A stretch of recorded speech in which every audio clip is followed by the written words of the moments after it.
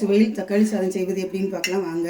இப்போ ஒரு குக்கரில் 2 டேபிள் ஸ்பூன் எண்ணெய், 2 டேபிள் ஸ்பூன் நெய் சேர்த்துருக்கோம்.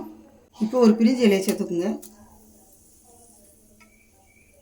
ஒரு குட்டியாக நறுக்குன பெரிய வெங்காயம் 1 சேர்த்துருக்கோம்.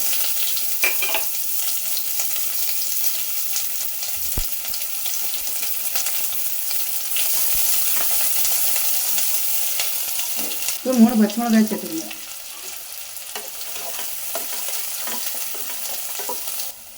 இப்போ வெங்காயம் ஓரளவுக்கு வதங்கிடுச்சு. இப்போ 1 டேபிள் ஸ்பூன் இஞ்சி பூண்டு பேஸ்ட் சேர்த்துக்கலாம்.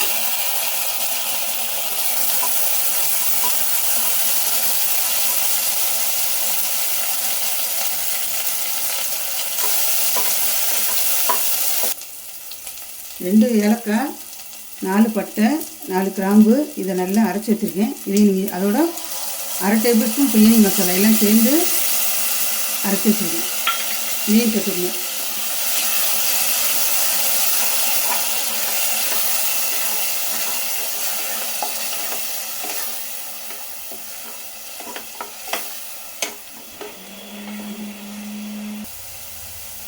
இப்போ ஒரு கைப்பிடி புதினா சேர்த்துக்கலாம்.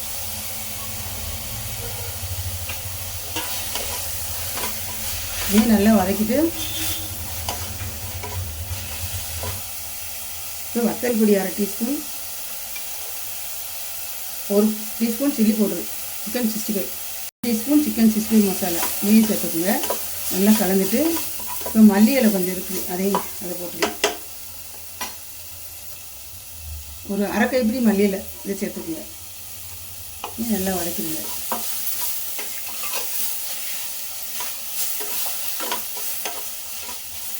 இப்போ நம்ம அரைச்சி வச்சுருக்கோம் 3 தக்காளி வந்து நல்லா பேஸ்ட்டாக அரைச்சி வச்சுருக்கோம். இதையும் இதில் சேர்த்து மிக்ஸ் பண்ணிடலாம். நம்ம தக்காளி சாதம் தான் செய்கிறோம் பிரியாணி சுவையில். இது தக்காளி பிரியாணினால இது தக்காளி மட்டும்தான் மெயின். அது மாதிரி வந்து ஸ்பைசஸ் எல்லாம் என்ன செஞ்சுருந்தோம்னா அரைச்சிருந்தோம். இப்போ நம்ம உப்பு சேர்த்துக்கலாம்.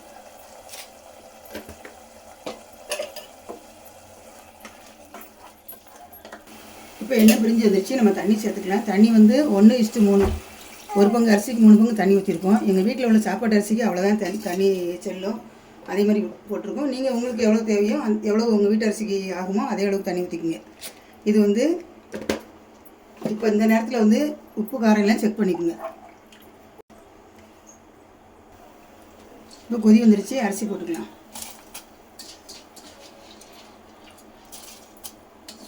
இப்போ உப்பு காரம் செக் பண்ணிட்டேன், சரியாக இருக்குது. இப்போ குக்கரை மூடிடலாம். இப்போ குக்கரை மூட போகிறோம். நாங்கள் என்ன செய்யணும்னா ஒரு விசில் வச்சு 10 நிமிஷம் லோ ஃப்ளேமில் வச்சு ஆஃப் பண்ணிடுவோம். எங்களுக்கு சரியாக இருக்கும். நீங்கள் வந்து உங்கள் வீட்டில் எப்படி சாப்பாடு அரிசி வைப்பீங்களோ, எத்தனை விசில் வைப்பீங்களோ அதே மாதிரி வச்சு எடுத்து இறக்கிடுங்க. இந்த மாதிரி குயிக்கான ஹெல்த்தியான ரெசிபிக்கு எங்கள் பேஜை சப்ஸ்கிரைப் பண்ணுங்கள், ஃபாலோ பண்ணுங்கள்.